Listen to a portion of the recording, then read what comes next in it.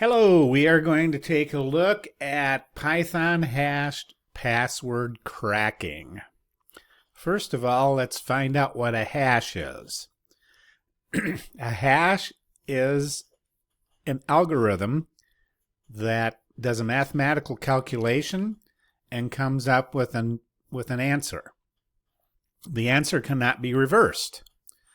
In our case, we're going to use the hashlib library that's part of Python.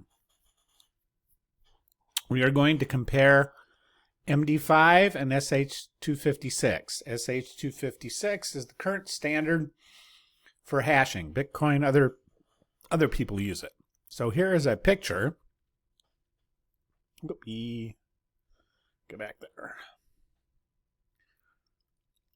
So when you're authenticating to a system, your plain text password is never passed. Here is your plain text password on your computer.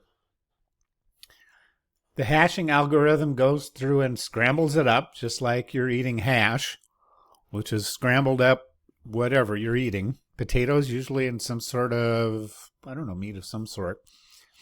And here's the hash text. The hash is what's passed through the network. It is compared at the other end to see if it matches the hash that's stored. So you're sending a hash.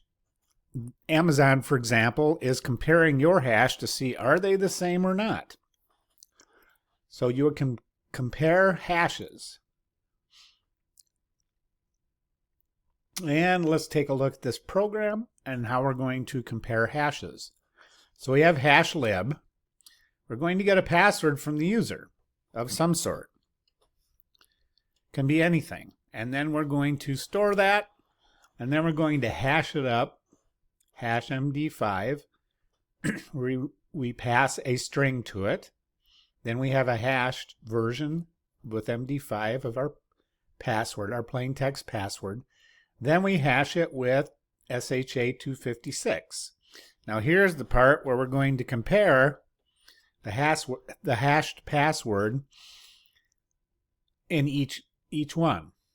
In MD5 and SHA-256. Now here's a little method or a function that is part of this program. We have an argument of a text string. We're going to encode it to binary, and then we actually hash it. So we work on this binary hash. To see a hexadecimal string representation of that, we use the hex digest function.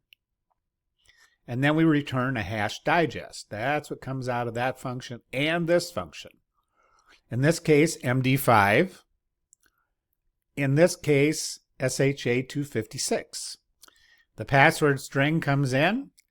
A string comes out that is a hexadecimal representation of the hash so that we can see it. Well, let's see what happens. Going to run the program. I'm going to enter password. There. So the MD5 hash is this long. SHA-256 is pretty much twice as long. So that's why this is more secure, because it's longer. However, that goes with more overhead in running the algorithm that encrypts, that puts it together, that hashes the password. Hashing algorithms, it also doesn't make any difference how long the word is, or whatever we put into it. It comes up with the same length of hash. What's different is the resulting calculation. Well, let's take a look at how we combine hashing with cracking of passwords. In the tutorial, at the top, I have a link to, there it is. I have a link to some password files. These are password lists. Password word lists might be the right word. So the first one has 10, the next one has 100. Now these are passwords that have actually been used. People have used these passwords before. They're from data breaches. So we're going to use, this is the one I have downloaded, so I'm going to use that one. It's 8 megabytes, so it's got a lot of stuff in it. And remember, these are known passwords that people have used. So if you look in the password files, you might see some inappropriate language. Don't get too upset because yes, those are real passwords. All right, so let's look at this password hash cracker. We need hashlib again, and to make it easy to choose a password file, I imported the file dialog from tkinter. This is just making it look pretty. Let's see, there's our main. So we now need to keep track of whether we found a password or not. We set it to false so that we know we haven't found the password yet. We get a password from the user. We hash it just the same way we did before. Same exact algorithm. No changes there. Then we take that captured hash, and we show the captured hash. Then we open the file dialog from tkinter to choose the file list. In fact, let's just run this so you can see how it works. So I'm going to enter a password that's pretty common password. That shows the hash to find. Then we're going to go through this, hash each password, compare it to the hash from the other password, and either it will be found or it won't. Well, it was the second password. Interesting. Let's try another one that may take a little bit longer. I live in Nebraska, so this is probably a popular password. Let's try our big one again. Oh, well, interesting. Huskers123 is not in this, but I'm sure someone here in Nebraska has used that. So you saw the file dialog pop open. You can use whatever word list you want. We're opening the file word list file name and getting it into a list in memory, so it runs pretty quickly. If we had a huge file list of gigabytes, we'd have to take a different approach. Now I've just printed this in here so that you know that it's working as fast as it can. So for every password in our word list, we're going to hash that password, store that, counter, right? We're counting each time we go through it. If they're equal, we say the password is found, the password is such and such.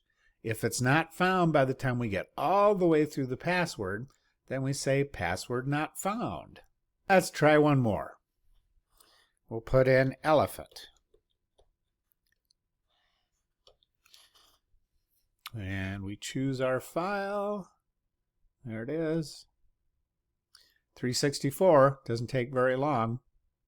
I opened up the word file, or the dictionary file, and this is the last word that's in there. Let's see. It's probably not going to take very long to find it because the list is in memory, so it doesn't take long. There. This was 100. Actually, it looks like a million out of a million, or 10 million.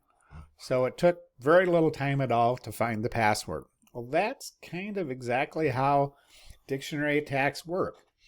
You have to capture the hash to begin with, so we're kind of faking that part by hashing a password. Then we go through the dictionary and we compare the hashes till we find the right hash, and with the dictionary we know that that's the word that came out of it. So that's how someone could crack a password. There's other programs available to do that, like in Kali Linux, there's John the Ripper and other things. There's ones online that use rainbow tables. Rainbow tables are pre-calculated hashes. Here, we're having to calculate each hash as we go. Well, that takes care of that. We now know everything we need to know, well, at least more than we did, about hash password cracking.